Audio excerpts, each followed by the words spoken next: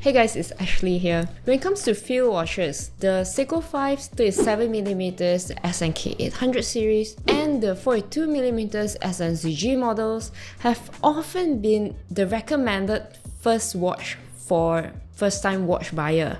Well, that was before the price hike. You see, these older Seiko 5 models used to be around $100, and for that reason, it's very accessible to people who just got themselves into this watch hobby, myself included. I bought this around 300 ringgit or 400 ringgit, which translates to about $100. But nowadays, it's priced at 150-ish, 170-ish. In my opinion, that is so pricey for what you're getting.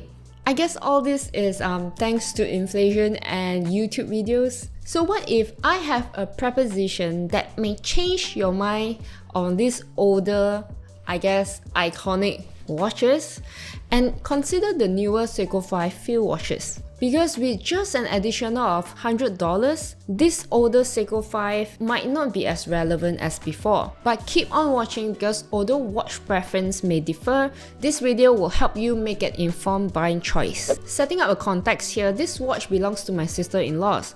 I actually asked her to check out the Seiko 5 series for her first mechanical watch. Sure, I know there are lots of micro brands out there that are of this similar price range that is way better in specifications compared to this Seiko 5. But sometimes I think, especially for beginner or casual watch wearers, you just need a starting point that is tried and tested. And that's why I still recommended Seiko 5, although it is infamous for its poor QC, thanks to many keen-eye watch enthusiasts who pointed out, those misaligned chapter rings. So at its price and the reputation that attached to it, I still recommend Seiko. I will still do that. Alright, now let's break down the Seiko 5 series. But if you would like to skip around, just skip around this time code, okay? The Seiko 5 series has a rich lineage dating back to 1963 when the iconic Seiko 5 Sportsmatic 5 debuted. The first ever Seiko 5 introduced the 5 attributes that define the collection: automatic movement, a day-date display, a water resistance, a recessed crown at 4 o'clock, and a durable case and bracelet. In subsequent years, although not all adhere to all these 5 attributes, but somehow Seiko still call them as Seiko 5. Anyway, I digress.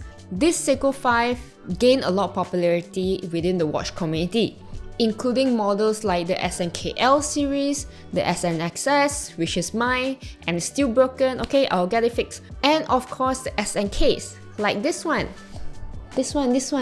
And in recent years, Seiko have been trying to rebrand Seiko 5 lineup with the models like the Seiko 5 Sports, the SRPD series, the Dress KX, which is the SRPE models, which are based on the SKX design. Now it's clear that Seiko want to modernize older watches by featuring improved movements and updated aesthetics. Despite the SNK800 or the SNZG models being the popular choice, some still complain the SNK800 being too small, too thin. Some say the SNZG models are too big because it's at 42mm. Not to mention, a lot of them also complain about the outdated movement, the 7S26, because it's non-hand winding and also not hackable. This brings us to the newer Seiko 5 field watches, which are quite appealing, especially taking considerations of the limitations of the previous models. This newer Seiko 5 field watches somehow sits like a sweet spot between the older models because it's at 39mm, making it a very wearable watch for most of us. The movement inside is 4R36, which is an upgrade over the outdated 7S26. In terms of thickness, this isn't a slim watch. It's at 13.1mm, which is 2mm thicker than this watch. Moreover, with the lug width of 20mm, which is 2mm larger than the previous models, this watch definitely has more wrist presence. Additional upgrades include the water resistance of 100 meters, a significant improvement over the poor 30 meters water resistance of the previous generation. Other noticeable changes include the new Seiko 5 logo and the dome hardlex crystal. And when I say it's all black, it's really all black. In Seiko's website, this black watch is stated as hard coating on the case and bracelet. I'm not sure what hard coating means, but I just hope that it will last.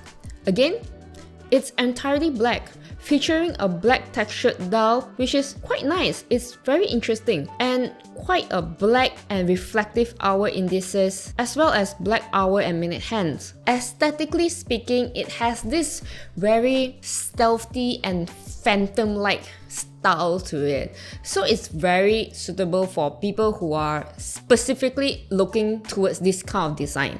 But I think it's very important to point out that due to its color and probably the paint that they use on the loom is really weak.